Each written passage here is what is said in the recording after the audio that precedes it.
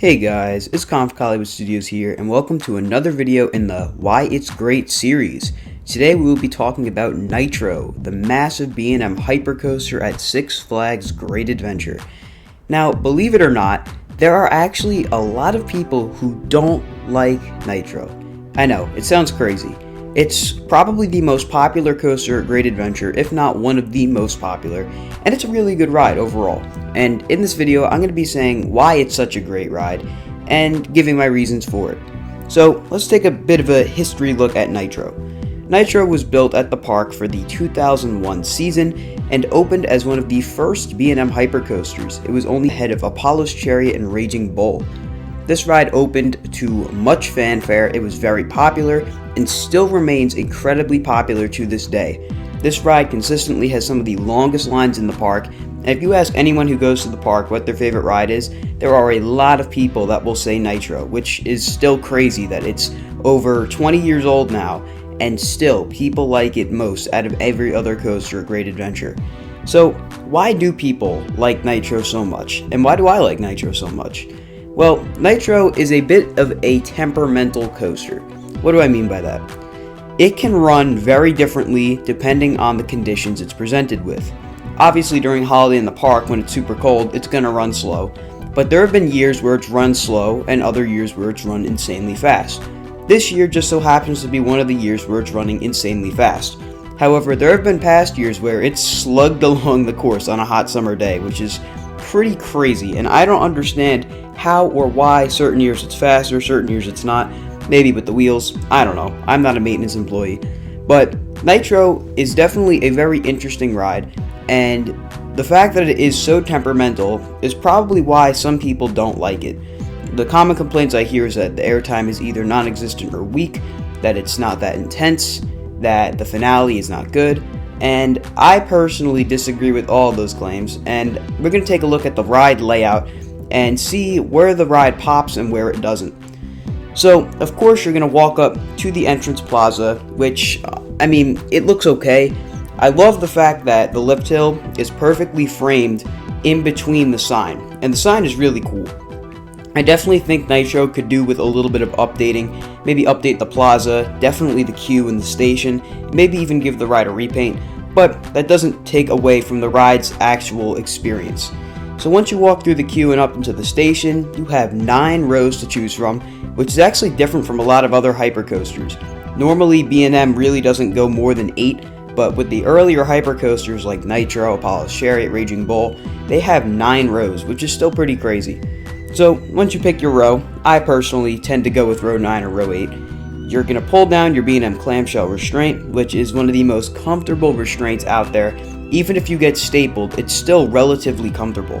It definitely restrains you pretty well at your thighs, but your upper body is totally exposed, which allows a lot of movement and is definitely a lot more comfortable than B&M's bulky over-the-shoulder restraints or their vest restraints. From there, you'll be dispatched, head down that weird little turn, and up into the lift hill. I love this lift hill because whenever you're there on a crowded day or not crowded day at all, you can take a look to your right and see the parking lot. And this is always a really good determining factor to see how crowded the park is. You can see if the parking lot is totally empty or if it's totally full. I remember one Saturday when Jersey Devil had first opened, I was riding Nitro, looked to my right, and basically the entire parking lot was full, which was crazy. Of course, if you take a look to your left, you're going to see the great view of the lake and now Jersey Devil as well, which is always really, really cool.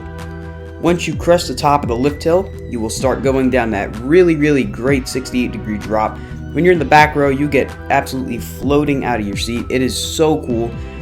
Front row, you get some really, really good wind in your face, and you're absolutely flying at the bottom of that drop at 80 miles per hour. From there, you're going to rise up into the first of the ride's weird turns. So basically, the hill starts out as an airtime hill, and then twists out and to the left, which is really cool. It gives some really cool laterals and even a little bit of floater airtime, which is always fun. From there, you're going to drop down, ride right along the trees. Sometimes you can even smack a branch, which is always so much fun. But then you're going to rise up into the ride's first airtime hill, pure floater airtime, and right here you're actually right next to the lake, which is so cool how close to the water you get on Nitro.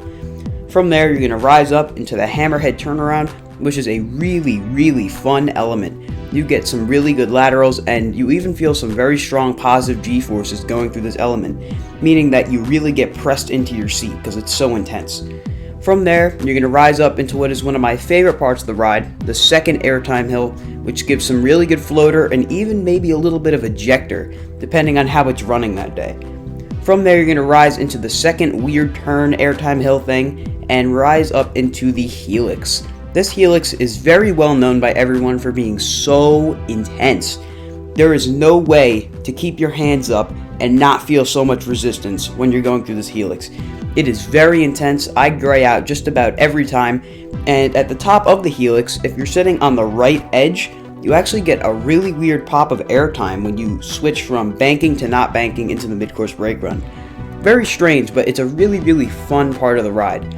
From there, you go into the mid-course brake run. Unfortunately, this does trim pretty hard, but you still get some really great airtime as you return to the final brake run.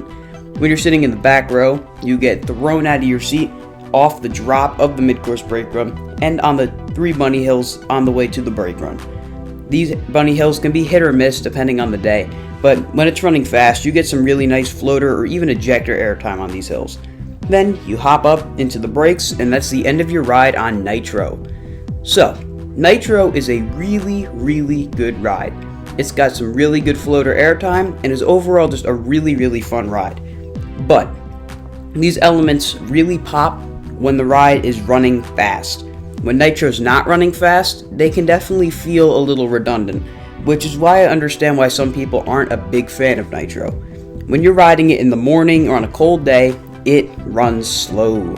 But if you're riding it at night, maybe on a Fright Fest night or a summer night, it is really fast, like insanely fast. Especially this year, it has been running faster than I think I've ever seen it. It gives some really good airtime consistently and overall has been just so good. Now, as for the future of Nitro, it's obviously 20 years old, and I know it's kind of weird to think about this, but we have to wonder, how long is Nitro going to be around? The oldest coaster by the manufacturer, B&M, is actually at Six Flags America and known as Firebird now, and it's been open since the early 90s. I mean, granted, it's been relocated from one park to another, but it's still standing, and many other coasters by B&M are still standing. So how long will Nitro be around? I don't really know, quite honestly. I definitely think that in the next couple of years it'll get some updating with a new entrance, maybe even a new theme, hopefully a new paint job as well. But other than that, I think Nitro will stay the same and probably remain one of the most, if not the most popular ride at Six Flags Great Adventure. Now, that's the end of my video discussing why I think Nitro is a great ride. I know many of you agree, but if you disagree, I highly recommend you go to Great Adventure during Fright Fest and get a back row night ride on it. You might just change your opinion. But of course, if you enjoyed the video, be sure to like, comment, and subscribe. Let me know what coaster you'd like to see me cover next in this series, and I'll see you all next time.